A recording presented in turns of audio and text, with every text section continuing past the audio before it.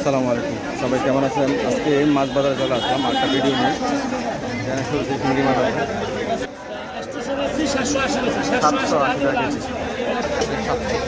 আর এই ছোটো এটা 580, আর 660, 200 টাকা কেজি না ভাই? এটা কত করে মাছ? 200 টাকা। দেশি চিংড়ি 680 টাকা। এখানে তেলাপিয়া, ভাই তেলাপিয়া কত করে? 170 টাকা। এখানে আছে নদীর মাছ, এখানেও তেলাপিয়া, এখানে কাঁকড়া আছে, এখানে এই যে ছোটো ছোটো পাঙ্গাস 110 টাকা। ভাই রুই কত করে? এটা 200 টাকা। আর এটা বড়টা 340 বড়টা। আর এই যে এটা ভাই পাবদারা কত করে? 320।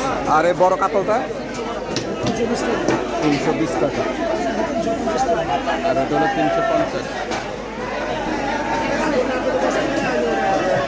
এটা হলো সিপাহীবাগ বাজার,